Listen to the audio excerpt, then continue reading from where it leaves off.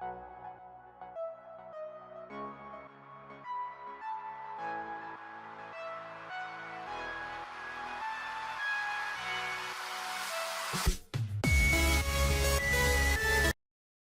everyone, welcome to the second video of PERT and CPM, chapter number 16 of Civil Engineering by R. Ogar. So previous video 1 में हम लोगों ने question number 15 तक चीज़ें discuss की थी, क्वेश्चन सॉल्व किए थे। तो इस वीडियो में हम क्वेश्चन नंबर 16 से स्टार्ट कर लेंगे। So let's start. Question number 16 कह रहा है कि construction schedule is prepared after collecting, मतलब कंस्ट्रक्शन स्केड्यूल बनाने से पहले हमें किन किन चीज़ों को कलेक्ट करने की ज़रूरत है, किन चीज़ों का हमारे पास इंफॉर्मेशन होनी चाहिए, वो इंफॉर्मेशन होगी फिर तब जाके हम लोग कंस्ट्रक्शन स्केड्यूल बना सकते हैं। मतलब किसी भी मेथड से हम बनाएं, लेकिन हमें पहले ये इंफॉर्मेशन लाजमी चाहिए। तो ऑप्शंस देख लें इनमें से कौन से ठीक है। पहला ऑप्शन कह रहा है नंबर ऑफ ऑपरेशंस। लाजमी बात है, हमें number of operations, number of activities हमें पता होनी चाहिए, तभी हम स्केड्यूल बना सकते हैं। अगर ये नहीं पता होगा तो स्केड्यूल बनेगा ही नहीं। Second is output of labour. अब लेबर की आउटपुट की भी हमें ज़रूरत है, क्योंकि डिफरेंट जो ऑपरेशंस होंगी, अब ऑपरेशन 1 है उसको कंप्लीट करने के लिए आपके पास कितनी लेबर है और उनकी आउटपुट कितनी है वो आपको पता होगा। फिर उसी बेसिस पे आप डिफाइन कर सकते हैं कि ऑपरेशन इतने टाइम में कंप्लीट होगा। तो output of labour is important. से option C is output of machinery. जिस तरह लेबर के लिए, इसी तरह मशीनरी की भी आपकी आउटपुट आपको पता होनी चाहिए, आप जो कंस्ट्रक्शन स्केड्यूल है वो बनाने से पहले। Option D quantity of various items. आपके पास डिफरेंट जो आइटम्स होंगी, फॉर एग्जांपल डिफरेंट जो आपके पास सीमेंट है, आपके पास स्टील है, साइड पे यूज़ होने के लिए टिम्बर से related, would say related different items हैं। जितने भी आइटम हैं उनकी क्वांटिटीज़ आपको पता होनी चाहिए। तो ये सारी चीज़ें आपको पता होंगी तब आप कंस्ट्रक्शन स्केड्यूल बना सकते हैं। So all the options are right, so we will choose option C as the right answer. Next question, question number 17। अभी आगे जो कुछ क्वेश्चन है 17 से लेकर आई थिंक 23 या 25 तक क्वेश्चन है जो आपके ऑर्गेनाइजेशन से रेलिवेंट हैं। तो मैं चाह रहा हूँ कि पहले हम देख लें कि ऑर्गेनाइजेशन होता क्या है और उसके डिफरेंट टाइप्स है, 3 टाइप्स हैं, और तीनों टाइप के जो कैरेक्टरिस्टिक्स क्या हैं। तो उसके बाद फिर ये आगे क्वेश्चंस कर लेंगे तो हमारे लिए इजी रहेगा। तो ऑर्गेनाइजेशन जो है, the organization is a group of people which works under an executive leadership। मतलब किसी भी एग्जीक्यूटिव लीडरशिप के अंडर अगर ग्रुप ऑफ पीपल काम कर रही है तो उस स्ट्रक्चर को हम ऑर्गेनाइजेशन कहते हैं। It divides the work and responsibilities of the employees. Organization में क्या होता है, आप ऑर्गेनाइजेशन में जो ग्रुप ऑफ पीपल है उन सारे लोगों में जो डिफरेंट काम और जिम्मेदारियां हैं, रिस्पॉन्सिबिलिटीज और वर्क जो है वो डिवाइड होता है। हर बंदे के अपने स्किल्स और एक्सपर्टीज के हिसाब से उसको उसका काम दिया जाता है। It establishes a relationship between authority and responsibility and control the efforts of group। ठीक हो गया। ये जब सेटअप बनेगा इससे क्या होगा, आपका रिलेशनशिप बनेगा अथॉरिटी और रिस्पॉन्सिबिलिटीज के बीच में। आपकी जो रिस्पॉन्सिबिलिटीज हैं उनकी और अथॉरिटी जो है उस उन दोनों के बीच में एक रिलेशनशिप बनेगा, जिसकी वजह से जो आपके ग्रुप के अंदर जो डिफरेंट पीपल हैं उनके एफर्ट्स को आप कंट्रोल कर सकते हैं। तो इसलिए स्ट्रक्चर बनाया जाता है। The organization is a step towards the achievement of established goals. अब आप कोई भी आपका प्रोजेक्ट होता है तो हर प्रोजेक्ट का अपना गोल होता है। अब उस गोल को अचीव करने के लिए हमें इस तरह का स्ट्रक्चर बनाना पड़ता है, ऑर्गेनाइजेशन टाइप का स्ट्रक्चर। इसी स्ट्रक्चर के बेसिस पे हम अपने गोल को अचीव कर सकते हैं। तो हमारे पास ऑर्गेनाइजेशन की 3 डिफरेंट टाइप्स होती हैं। एक होता है लाइन ऑर्गेनाइजेशन, सेकंड होता है फंक्शनल ऑर्गेनाइजेशन, थर्ड होता है लाइन एंड स्टाफ ऑर्गेनाइजेशन। अब फर्स्ट जो है लाइन ऑर्गेनाइजेशन, क्या होता है? लाइन ऑर्गेनाइजेशन हम जो है स्मॉल प्रोजेक्ट्स के लिए यूज करते हैं, और फंक्शनल ऑर्गेनाइजेशन लार्ज प्रोजेक्ट्स के लिए यूज होता है। लाइन एंड स्टाफ ऑर्गेनाइजेशन आपका मीडियम प्रोजेक्ट्स के लिए यूज होता है। तो फर्स्ट लाइन जो ऑर्गेनाइजेशन है उसकी डेफिनेशन इस तरह की जाती है कि इसको हम मिलिट्री टाइप ऑर्गेनाइजेशन भी कहते हैं। इसको क्यों मिलिट्री टाइप ऑर्गेनाइजेशन कहते हैं? अब जिस तरह मिलिट्री के अंदर होता है, it resembles to olden military organization, sometimes it is also called as the scalar type। अब ये चीजें याद रखनी है, लाइन ऑर्गेनाइजेशन को हम लोग मिलिट्री टाइप ऑर्गेनाइजेशन भी कहते हैं, स्केलर टाइप भी कहते हैं। तो इस तरह का एमसीक्यू मतलब आ सकता है कि लाइन ऑर्गेनाइजेशन को क्या कहते हैं, या फिर मिलिट्री टाइप ऑर्गेनाइजेशन जो होती है वो कौन सी टाइप की ऑर्गेनाइजेशन होती है, इधर लाइन ऑर्गेनाइजेशन, फंक्शनल, या लाइन एंड स्टाफ। तो जाहिर सी बात है लाइन ऑर्गेनाइजेशन होगी। So sometimes it is also called as the scalar type since it has straight flow of authority within a single unit। एक सिंगल यूनिट के अंदर इसमें जो है आपकी जो अथॉरिटी लाइन जो हायरार्की बनी हुई होती है उसका फ्लो स्ट्रेट होता है। It is the simplest form of organization in which responsibility of each individual is fixed। Line organization जो है सिंपलेस्ट फॉर्म ऑफ ऑर्गेनाइजेशन है जिसके अंदर हर इंडिविजुअल की, आपके ऑर्गेनाइजेशन के अंदर जो जितने भी लोग हैं, हर इंडिविजुअल की अपनी एक रिस्पॉन्सिबिलिटी फिक्स्ड होती है। डिसिप्लिन इज स्ट्रॉन्ग, इसके अंदर एक और चीज ये है कि इसमें डिसिप्लिन स्ट्रॉन्ग होता है and quicker decisions are taken. इन्हीं पॉइंट्स के बेसिस पे इसको लाइन ऑर्गेनाइजेशन को मिलिट्री टाइप भी बोलते हैं। ठीक हो गया। इसके अंदर क्या होता है, डिसिप्लिन इज स्ट्रॉन्ग और डिसीजंस जो है क्विकली लेते हैं इसमें। और इसके जो लिमिटेशंस या डिसएडवांटेजेस क्या होती हैं लाइन ऑर्गेनाइजेशन की, is that it overloads a few key executives and encourages dictatorial way of working।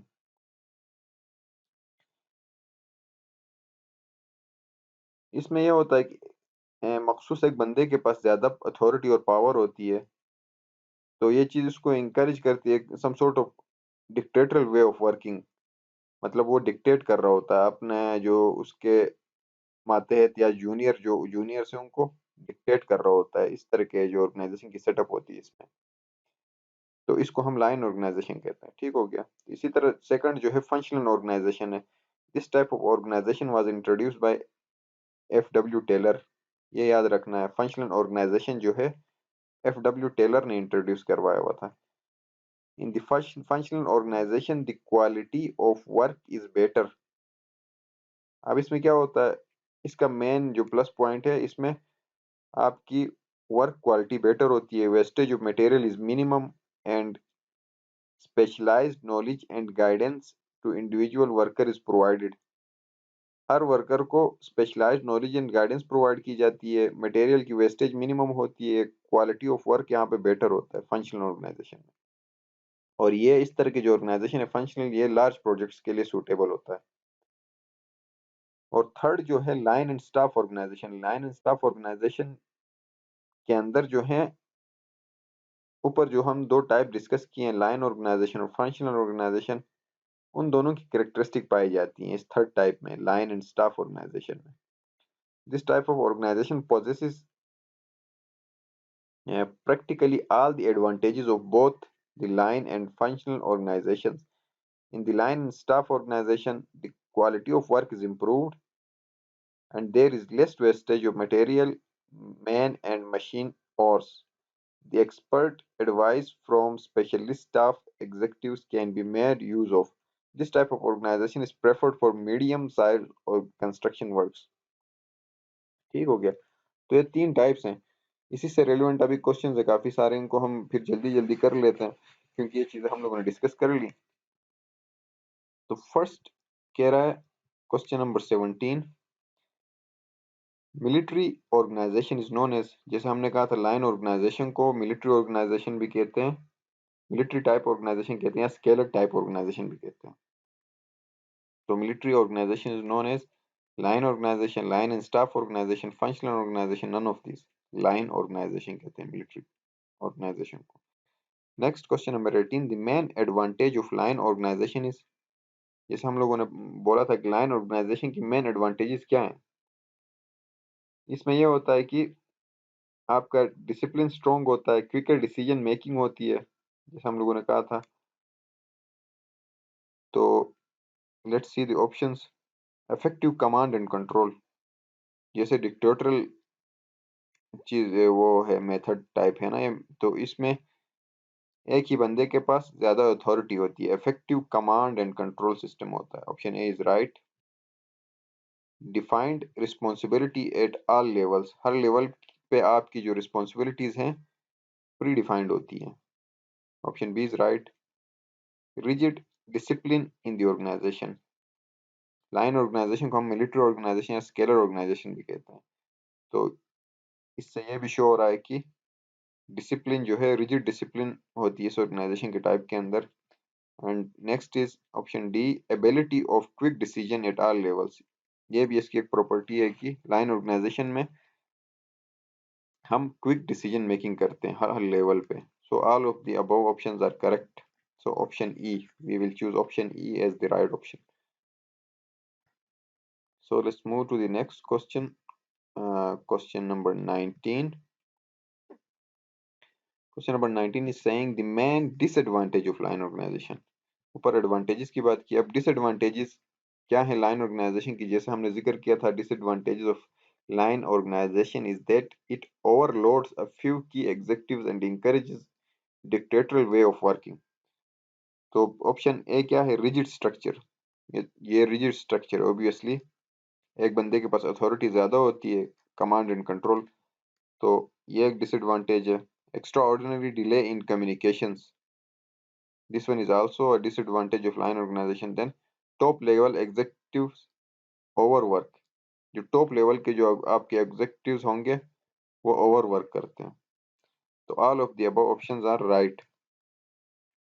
Next question, question number 20। जैसे मैंने जिक्र किया था कि फंक्शनल ऑर्गेनाइजेशन जो है इसको एफ डब्ल्यू टेलर ने इंट्रोड्यूस करवाया था। तो एफ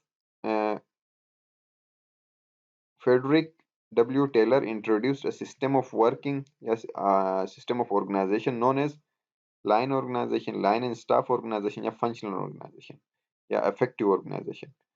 फिर effective organization इस तरह का कोई टाइप नहीं है ऑर्गेनाइजेशन का जो हमने पढ़ा है, ये तीन है, तो इनमें से लाइन ऑर्गेनाइजेशन नहीं है, लाइन एंड स्टाफ भी नहीं है, फंक्शनल ऑर्गेनाइजेशन जो है एफ डब्ल्यू टेलर ने इंट्रोड्यूस करवाया था। Next question, question number 21। The salient features of functional organization, functional organization के मेन फीचर्स क्या हैं। जैसे हम लोगों ने जिक्र किया था कि फंक्शनल ऑर्गेनाइजेशन में ये होता है कि क्वालिटी ऑफ वर्क बेटर होता है आपका, वेस्टेज ऑफ मटेरियल मिनिमम होता है, और specialized knowledge and guidance to individual workers is provided. तो पहला ऑप्शन कह रहा है strict adherence of specifications, right. Separation of planning and design apart, इसमें आपकी प्लानिंग और डिजाइन की सेपरेशन होती है, क्योंकि नाम से जाहिर है फंक्शनल ऑर्गेनाइजेशन है। इस ऑर्गेनाइजेशन में आपकी डिफरेंट कैटेगरीज बनती हैं। जैसे मैं आपको एक इमेज भी दिखा देता हूँ फंक्शनल ऑर्गेनाइजेशन की। इस तरह की कैटेगरीज बनती हैं। जैसे आपकी कोई फर्म या कंपनी है तो उसमें सेल्स एंड मार्केटिंग की अलग होगी फंक्शन के हिसाब से, प्रोडक्शन की आपकी अलग टीम होगी, फाइनेंस की अलग टीम होगी, रिसर्च एंड डेवलपमेंट की अलग टीम होगी, प्रोक्यूरमेंट की अलग टीम होगी। तो फंक्शन के हिसाब से डिविजन होती हैं, जिसके नाम से ही पता है फंक्शनल ऑर्गेनाइजेशन। तो इसमें जो ऑप्शन बी है, separation of planning and design apart, ये अलग अलग की जाती हैं। ठीक हो गया, ये भी ऑप्शन सही है। Each individual maintains functional efficiency, this one is also right. Work is properly planned and distributed, काम जो है प्रॉपर्ली प्लान्ड होता है और प्रॉपर्ली डिस्ट्रीब्यूटेड होता है। तो all of the above options are the salient features of functional organisation. Next question, question number 22। The most popular type of organisation used for civil engineering construction. अब ये चीज याद रखनी है कि सिविल इंजीनियरिंग जो कंस्ट्रक्शन होती है उसके अंदर जो मोस्ट पॉपुलर ऑर्गेनाइजेशन यूज होता है वो लाइन ऑर्गेनाइजेशन यूज होता है। This is the most popular type of organisation used in civil engineering construction, line organization. The main principle, next question, question number 23. The main principle of an organization is, किसी भी organisation का जो main principal क्या होता है। अब इसमें जो ऑप्शन बी दिया हुआ है, ये वर्ड जो है ना मैंने कहीं देखा है ना मैंने सुना है, मैंने इसको मतलब डिक्शनरी में भी सर्च किया, गूगल पे भी सर्च कर लिया, इस तरह का कोई वर्ड मुझे मिला नहीं। कोहिजेंसी नाम का मुझे नहीं मिला, लेकिन को कोजेंसी कोजेंसी एक वर्ड है जिसका मतलब होता है quality of being clear, logical and convincing. तो आई थिंक यहाँ पे ये लिखना चाह रहे थे, इसमें टाइपिंग मिस्टेक है। COGENCY, cogency means the quality of being clear. So organisation का मेन जो प्रिंसिपल होता है, एक तो यूनिटी ऑफ कमांड होता है, ये राइट है। कोजेंसी, इसमें एच और ई को आप हटा दें तो कोजेंसी हो जाता है। कोजेंसी का मतलब है the quality of being clear. This is also principle of organization, the quality of being clear and logical. Option C, effective control at all levels. Obviously एक ऑर्गेनाइजेशन के अंदर ये आपका प्रिंसिपल होना लाजमी है। And delegation of authority, this is also right. So all of the options are the main principles of an organization. So we will choose option E as the right answer. Next question is question number 24. Final technical authority of a project lies with। अब जो आपका चाहे वो India हो या फिर चाहे पाकिस्तान, उसके अंदर आपके जो अथॉरिटीज होती हैं, प्रोजेक्ट अथॉरिटी, उसकी जो स्ट्रक्चर होती है वो यही होती है कि आपका जो टॉप अथॉरिटी होता है वो होता है आपका चीफ इंजीनियर। चीफ इंजीनियर को फिर चीफ इंजीनियर के अंडर सुपरिटेंडिंग इंजीनियर होता है आपका, जिसको एससी बोलते हैं, सुपरिटेंडिंग इंजीनियर। और सुपरिटेंडिंग इंजीनियर के अंडर होता है एग्जीक्यूटिव इंजीनियर। एग्जीक्यूटिव इंजीनियर के अंदर अंडर होता है फिर असिस्टेंट एग्जीक्यूटिव इंजीनियर या असिस्टेंट इंजीनियर बोलते हैं। तो क्वेश्चन में पूछ रहा है आपका final technical authority of a project lies with. जाहिर सी बात है, अब जो आपका टॉप अथॉरिटी चीफ इंजीनियर है, तो फाइनल टेक्निकल अथॉरिटी भी उसी के पास ही होगी, क्योंकि फाइनल का जिक्र किया है ना।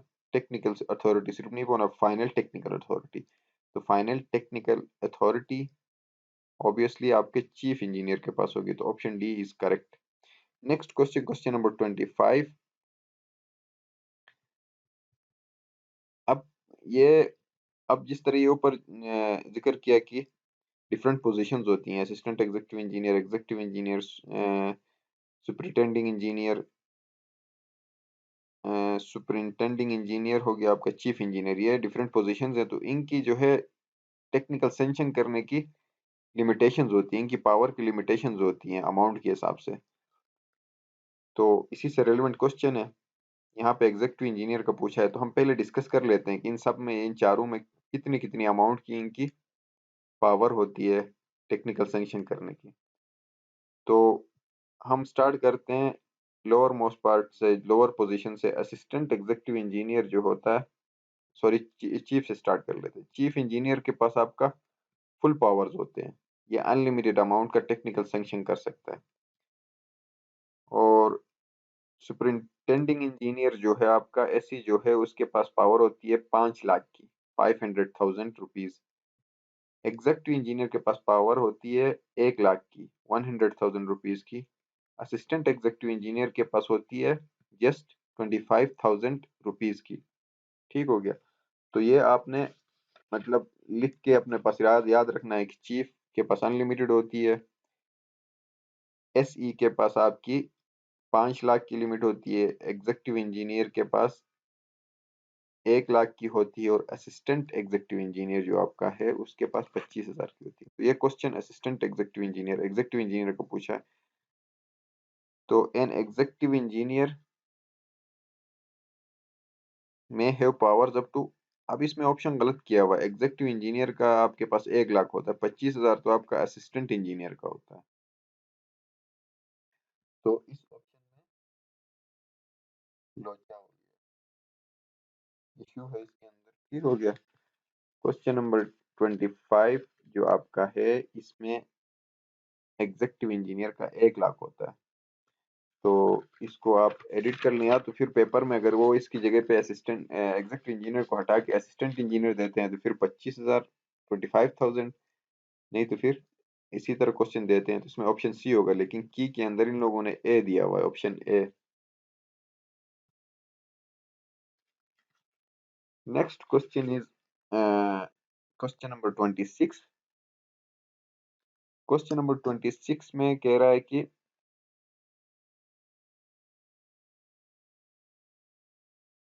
Let me zoom in. Question number 26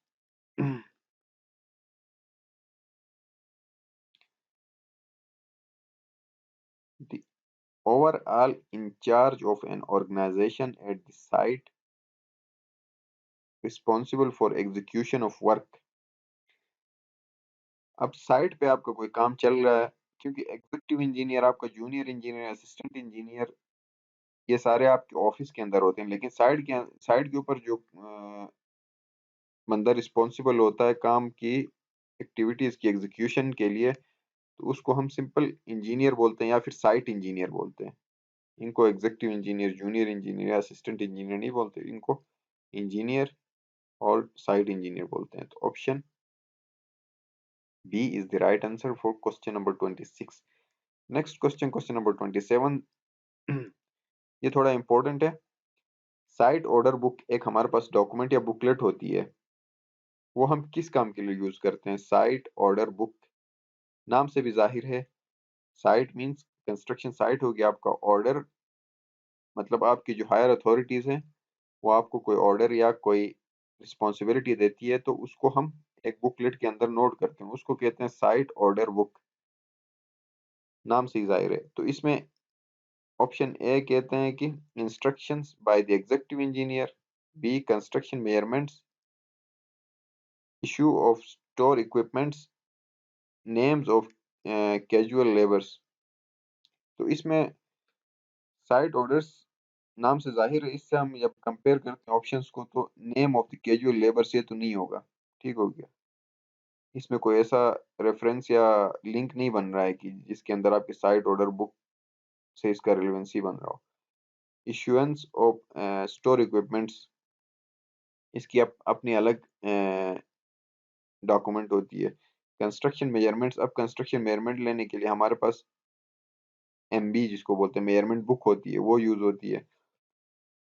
अब एग्जीक्यूटिव इंजीनियर अगर आपको कोई इंस्ट्रक्शंस देता है तो उनको हम लोग साइट ऑर्डर बुक में रिकॉर्ड करते हैं। So option A will be the right answer. We will choose option A as the right answer. Next question, question number 28। इसका मैंने पिछले वीडियो, फर्स्ट वीडियो में भी जिक्र किया था कि गैंट चार्ट या फिर बार चार्ट जिसको बोलते हैं, उसको डेवलप किया था हेनरी गैंट ने 1900 में, राइट। और उसके बाद 40 इयर्स के बाद जो माइलस्टोन चार्ट था, जिसको इम्प्रूव करके माइलस्टोन चार्ट बनाया था, वो बना था 1940 में।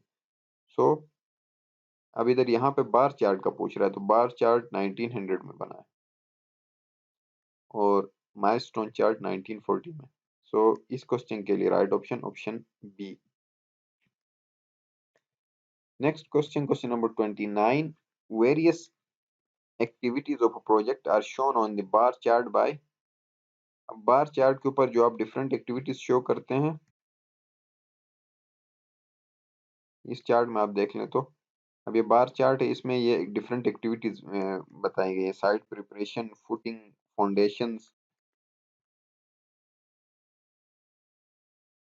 अगर आपको क्लियर नजर नहीं आ रहा तो मैं इसको रीड आउट कर लेता हूँ। तो इसमें जो है आपकी जैसी एक फर्स्ट एक्टिविटी साइट प्रिपरेशन, इसको इन लोगों ने हॉरिजेंटल लाइन से शो किया हुआ है, ठीक हो गया। तो वीक 1 के फर्स्ट सेकंड थर्ड 3 डेज के अंदर आपने साइट प्रिपरेशन करनी है। इसी तरह फुटिंग की एक्टिविटी को एक बार से शो किया है और ये बार हॉरिजेंटल बार है और ये आपका बार या गैंट चार्ट है। तो इसमें इसी से रेलेवेंट क्वेश्चन है कि various activities of project are shown on the bar chart by vertical lines. नहीं, वर्टिकल से नहीं होता, हॉरिजेंटल से होता है। डॉट्स भी नहीं होती हैं, क्रॉसेस भी नहीं होती है, तो हॉरिजेंटल लाइंस होती हैं। Option B is the right answer. Next question, question 30। ये मेरे हिसाब से थोड़ा इंपॉर्टेंट क्वेश्चन है। For the supply of materials for concrete form work, reinforcing and placing of concrete, removal of formwork, and curing of concrete, number of bars required on a bar chart is। 1 2 3 4 एक ही show करेंगे, क्योंकि जैसे पिछले video में हम लोगों ने जिक्र किया था कि बार चार्ट की यही लिमिटेशन है, डिसएडवांटेज है कि वो डिफरेंट एक्टिविटीज की इंटरडिपेंडेंसी शो नहीं करता, वो डायरेक्ट आपकी एक टास्क को बता रहा होता है। जैसे इसमें आप देख लें तो अब जैसे फाउंडेशंस लिखा हुआ है, ठीक हो गया, फाउंडेशन को ये शो किया हुआ है कि वीक 2 के डे 8 से लेके वीक 3 तक ये कंप्लीट होगा। इसमें सिर्फ आपको टाइम दिखा रहा है, टाइम और प्रोग्रेस दिखा रहा है, लेकिन इसमें एक्टिविटी की इंटरडिपेंडेंसी नहीं दिखा रहा है। जैसे आपकी फाउंडेशन है तो फाउंडेशन के लिए आपकी डिफरेंट एक्टिविटीज होंगी, एक्सक्यूवेशन होगी, उसके बाद आपकी कंक्रीट होगी, शटरिंग होगी, शटरिंग के बाद कंक्रीट होगी, कंक्रीट के बाद फॉर्म वर्क की रिमूवल होगी, फिर आपकी क्यूरिंग होगी, ये सारी एक्टिविटीज हो रही है, तो इनकी इंटरडिपेंडेंसी शो नहीं कर रहा होता। ये पूरे इस फाउंडेशन का पूरा प्रोसीजर उसको एक ही बार से शो कर रहा होता है, ठीक हो गया। तो इसमें ये लिमिटेशन है। जैसे आप क्रिटिकल पाथ मेथड यूज करते हैं सीपीएम, तो उसमें आप डिफरेंट एक्टिविटीज को डिवाइड करके बता रहे होते हैं, इंटरडिपेंडेंसी होती है उसमें, तो इसमें एक ही बार से आप एक एक्टिविटी को शो कर रहे होते हैं। तो इन सब को जो है supply of material of concrete, form work, reinforcing and placing of concrete, removal of form work और क्यूरिंग ऑफ कंक्रीट, इन सब को हम एक ही बार से शो करेंगे बार चार्ट के अंदर। बार चार्ट का पूछ रहा है तो इसमें एक बार होगा। So let's move to the next question, question number 31. Sorry, yeah, 31. Pick up the incorrect statement from the following. अब इनमें से हमने incorrect statement choose करना है। First है the various functions under each activity are shown by one bar on bar chart. This is obviously right, जैसे पिछले में हम लोगों ने जिक्र किया, बहुत सारे फंक्शंस होती हैं एक एक्टिविटी के अंदर। जैसे फाउंडेशन का हमने जिक्र किया, उसकी एक्सक्यूवेशन होगी, स्टील उसका लगेगा, उसके बाद शटरिंग होगी, शटरिंग के बाद फॉर्म वर्क के बाद कंक्रीट होगी, कंक्रीट के बाद क्यूरिंग होगी। तो उन सारे फंक्शंस को, फाउंडेशन की एक्टिविटी के उन सारे फंक्शंस को हम बार चार्ट में एक ही बार से शो करते हैं, तो ये राइट है। Option B, bar chart establishes the interdependency of one activity on other. This is wrong. जैसे हम लोगों ने पिछले वीडियो में भी जिक्र किया, अब लास्ट क्वेश्चन में भी जिक्र किया कि बार चार्ट्स की यही लिमिटेशन है, this is the limitation of bar charts that it doesn't establishes interdependency, interdependency show नहीं करता ये इवेंट्स के बीच में। तो option B is wrong. Option C, only approximate percentage of complete work is reported, completed work is reported। अब इसमें ये ऑप्शन भी राइट है, क्योंकि बार चार्ट के अंदर आपको सिर्फ अप्रोक्सीमेट परसेंटेज का पता चलता है, कंप्लीटेड वर्क का एग्जैक्ट परसेंटेज का नहीं पता चलता, नन ऑफ दिस। तो इसमें से हम लोगों ने रॉन्ग इनकरेक्ट स्टेटमेंट चूज करना है, तो जो बी है आपका स्टेटमेंट ये रॉन्ग है। We will choose option B as the right answer for question number 31। Next question 32। अब इसका जिक्र पिछले बार चार्ट वाले में पूछा था कि बार चार्ट जो है आपका 1900 में और माइलस्टोन चार्ट्स 1940 में, ठीक हो गया। Next question, question number 33। A milestone chart, milestone chart क्या होता है? पिछले वीडियो में भी हम लोगों ने बोला था कि बार चार्ट्स में आपकी इंटरडिपेंडेंसी शो नहीं होती है, तो आफ्टर 40 इयर्स एक बंदे ने माइलस्टोन चार्ट बनाया, इसके अंदर जो पिछले बार चार्ट में जो लिमिटेशन थी उसको खत्म करके इन्होंने जो चार्ट बनाया, इसके अंदर एक्टिविटीज या डिफरेंट वेरियस जॉब्स के अंदर आपकी इंटरडिपेंडेंसी शो होती है। तो ऑप्शन ए भी राइट है। ऑप्शन बी कह रहा है depicts the delay of jobs if any. अब आपके डिफरेंट जो जॉब्स हैं उनके अंदर अगर डिलेज हो रही हैं उनको भी डिपिक्ट करता है माइलस्टोन चार्ट, राइट है। Option C points out going ahead of a schedule of job if any, this is wrong. तो माइलस्टोन चार्ट जो हैं, अब इन लोगों ने नन ऑफ दीज किया हुआ है, ये ऑब्वियसली रॉन्ग है, क्योंकि ये माइलस्टोन चार्ट जो है आपका इंटरडिपेंडेंसी शो करता है, डज नॉट शोज इंटरडिपेंडेंसी करता है, तो ये भी आपका गलत होता है। बाकी ऑप्शन बी आपका गलत है, ऑप्शन सी ये दो रॉन्ग है, ऑप्शन ए आपका ठीक है। तो इसमें हमें ऑप्शन ए चूज करना पड़ेगा, लेकिन की में ऑप्शन डी गिवन है। तो let me mark this question. Question number 33 में भी इशू है। आई थिंक जहां तक मुझे लगता है जिन क्वेश्चंस में इशू है वो इस तरह के क्वेश्चन पेपर में आएंगे नहीं। अगर पेपर में आते हैं तो फिर उनमें या तो वो चेंजेस करेंगे, चेंज नहीं करके अगर एग्जैक्टली यही दे रहे हैं तो इस तरह के क्वेश्चंस के मार्क्स फिर सबको मिल जाते हैं। Next question, question number 34, bar charts are suitable for minor works, major works, large projects, all of the above. अब जैसे बार चार्ट्स की लिमिटेशन है कि वो इंटरडिपेंडेंसी शो नहीं करता, तो अब जाहिर सी बात अगर इंटरडिपेंडेंसी शो नहीं करेगा तो मेजर और लार्ज प्रोजेक्ट्स में तो हम यूज ही नहीं कर सकते, क्योंकि उसके अंदर बहुत सारे जॉब्स या इवेंट्स होती हैं, फिर उनके सब पार्ट्स होती हैं, तो उन सबको हमें स्केड्यूल बनाते वक्त शो करना होता है। तो बार चार्ट के ऊपर ये चीज़ पॉसिबल नहीं है, तो इसको हम बार चार्ट को माइनर वर्क्स के लिए यूज कर सकते हैं। So option A is the right answer. Question number 35, and this will be last question for this video. The first method invented by planning projects या scheduling के लिए जो first method invent हुआ वो 1900 में बार चार्ट या Gantt chart जिसको बोलते हैं, बार चार्ट मेथड 1900 में हुआ। उसके बाद फिर 1940 में माइलस्टोन चार्ट हुआ, फिर क्रिटिकल पाथ मेथड सीपीएम, फिर पर्ट आपका हुआ। PERT is program evaluation and review technique, this is latest technique जो यूज हो रहा है। सो बार चार्ट जो है आपका फर्स्ट मेथड है।